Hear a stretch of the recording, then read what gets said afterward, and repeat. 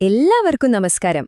കാലിക്കറ്റ് യൂണിവേഴ്സിറ്റിയിലെ എല്ലാ കോഴ്സും കഴിഞ്ഞ് ആകെ ഒരൊറ്റ പേപ്പർ മാത്രം കിട്ടാതെ വിഷമിച്ചിരിക്കുന്ന ഒരുപാട് പേരുണ്ടാവും അല്ലേ?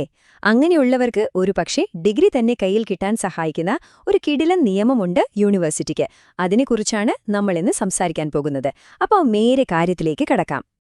ഒന്ന് ആലോചിച്ചു നോക്കി, കോഴ്സ് മൊത്തം കഴിഞ്ഞു, എല്ലാ പരീക്ഷയും എഴുതി, പക്ഷെ ആ ഒരൊറ്റ സപ്ലി അത് മാത്രം കാരണം ഡിഗ്രി സർട്ടിഫിക്കറ്റ് കയ്യിൽ കിട്ടാതെ നിൽക്കുന്ന ആ ഒരവസ്ഥ.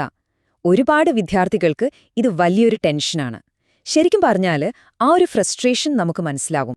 3-4 വർഷത്തെ കഷ്ടപ്പാടാണ്. എല്ലാ സെമസ്റ്ററും ഒരുവിധം പാസ്സായി വരുമ്പോഴുള്ള ആ ഒരു സമാധാനം. പക്ഷേ അവസാന നിമിഷം ഒരൊറ്റ പേപ്പറിൽ പോയി. ആ ഒരു അവസ്ഥയിലുണ്ടാവുന്ന സ്ട്രെസ് അത് പറഞ്ഞറിയിക്കാൻ പറ്റില്ല. പിന്നെ അടുത്ത ചാൻസിനു വേണ്ടി മാസങ്ങളോളം കാത്തിരിക്കണം. ശരിക്കും ഒരു കടമ്പ തന്നെയാണിത്. പക്ഷേ നിങ്ങൾ വിഷമിക്കേണ്ട, കാരണം ഇതുപോലുള്ള സാഹചര്യങ്ങളിൽ വിദ്യാർത്ഥികളെ ഹെൽപ്പ് ചെയ്യാൻ യൂണിവേഴ്സിറ്റിക്ക് തന്നെ ചില വഴികളുണ്ട്.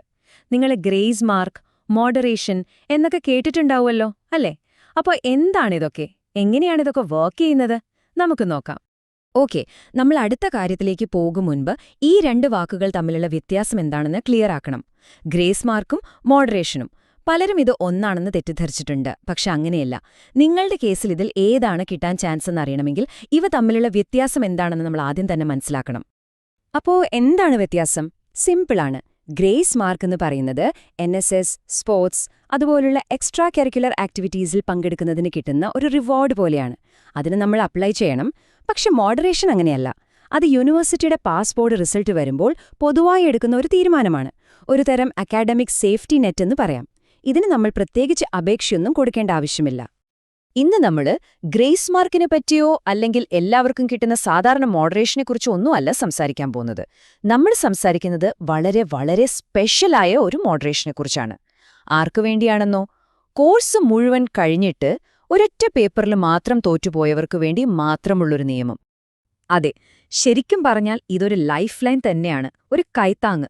കാരണം ഒരു സ്റ്റുഡന്റിന്റെ ഫ്യൂച്ചർ, അതും പഠനമൊക്കെ കഴിഞ്ഞ ശേഷം ഒരൊറ്റ പേപ്പറിന്റെ പേരിൽ ബ്ലോക്കായി പോകരുതല്ലോ. ആ ഒരു നല്ല ചിന്തയിൽ നിന്നാണ് യൂണിവേഴ്സിറ്റി ഈ നിയമം കൊണ്ടുവന്നിട്ടുള്ളത്.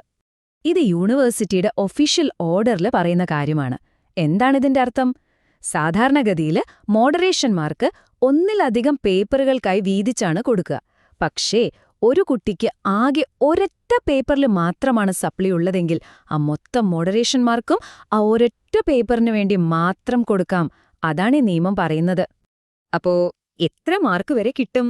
അതാണ് ഏറ്റവും പ്രധാനപ്പെട്ട ചോദ്യം. ഈ നിയമമനുസരിച്ച് ഒരു വിദ്യാർത്ഥിക്ക് 20 മാർക്ക് വരെ മോഡറേഷനായി കിട്ടാൻ ചാൻസ് ഉണ്ട്. ഓർക്കണം, ഇത് ചെറിയൊരു മാർക്കല്ല. ഈ 20 മാർക്ക് കൊണ്ട് ചിലപ്പോൾ നിങ്ങളുടെ ഡിഗ്രി തന്നെ പാസ്സാവാം. പിന്നെ ഇതിലൊരു നല്ല കാര്യം എന്താണെന്ന് വെച്ചാൽ, യൂണിവേഴ്സിറ്റി വെറുതെ അങ്ങെടുത്തൊരു തീരുമാനമല്ല ഇത്. സ്റ്റുഡൻസ് നേരിടുന്ന ഈ ഒരു പ്രശ്നം, അത് അവരുടെ ഭാഗത്തു നിന്നുള്ള ആവശ്യങ്ങൾ, അതൊക്കെ പരിഗണിച്ചിട്ടാണ് ഈ നിയമം കൊണ്ടുവന്നത്. അപ്പോൾ ഇതൊരു സ്റ്റുഡന്റ് ഫ്രണ്ട്ലി നിയമമാണെന്ന് തന്നെ പറയാം. ശരി, അപ്പോൾ എല്ലാവർക്കും അറിയേണ്ട കാര്യത്തിലേക്ക് വരാം. ആർക്കൊക്കെയാണ് ഈ ഒരു സ്പെഷ്യൽ മോഡറേഷൻ കിട്ടുക? വെറുതെ എല്ലാവർക്കും കിട്ടില്ല. അതിന് ചില കണ്ടീഷൻസ് ഒക്കെ ഉണ്ട്. എന്തൊക്കെയാണ് ആ യോഗ്യതകളെന്ന് നമുക്ക് നോക്കാം, അല്ലേ? പ്രധാനമായും 3 കണ്ടീഷൻസ് ആണുള്ളത്. ശ്രദ്ധിച്ചു കേൾക്കണേ. ഒന്നാമത്തേത്, നിങ്ങളുടെ കോഴ്സ് കംപ്ലീറ്റ് ആയിരിക്കണം.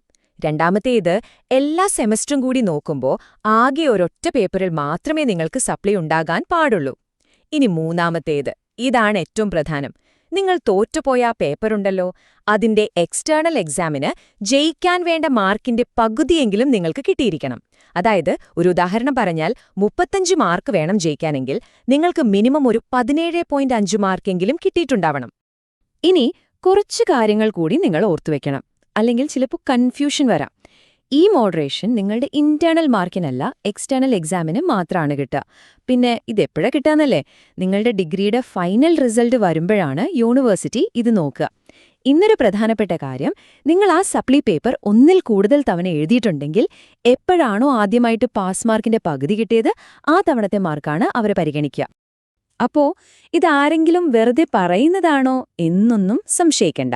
ഇത് കാലിക്കറ്റ് യൂണിവേഴ്സിറ്റിയുടെ അക്കാഡമിക് കൗൺസിലൊക്കെ അംഗീകരിച്ചിട്ടുള്ള ഒരു ഒഫീഷ്യൽ നിയമമാണ്. അതുകൊണ്ട് ഇത് 100% വിശ്വസിക്കാം. അപ്പോ ഈ നിയമം കൊണ്ട് നിങ്ങൾക്കെന്താണ് ഗുണം?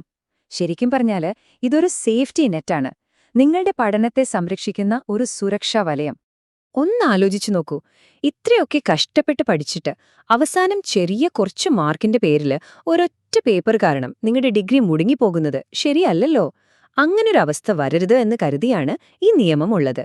ഒരു തരത്തിൽ പറഞ്ഞാൽ നിങ്ങളുടെ കഠിനാധ്വാനത്തിന് യൂണിവേഴ്സിറ്റി തരുന്ന ഒരു അംഗീകാരം കൂടിയാണിത്. ഇതുപോലെ നമ്മൾ അറിയാതെ പോകുന്ന പക്ഷേ വിദ്യാർത്ഥികൾക്ക് ഒരുപാട് ഉപകാരപ്പെടുന്ന വേറെയും നിയമങ്ങൾ യൂണിവേഴ്സിറ്റിയിലുണ്ടാകാം. അങ്ങനെയുള്ള വേറെ ഏതെങ്കിലും നിയമങ്ങളെക്കുറിച്ച് നിങ്ങൾക്കറിയാൻ താൽപ്പര്യമുണ്ടോ? ഉണ്ടെങ്കിൽ തീർച്ചയായും താഴെ കമന്റ് ചെയ്യുക. നിങ്ങളുടെ സംശയങ്ങൾക്കുള്ള മറുപടിയുമായി നമുക്ക് വീണ്ടും കാണാം.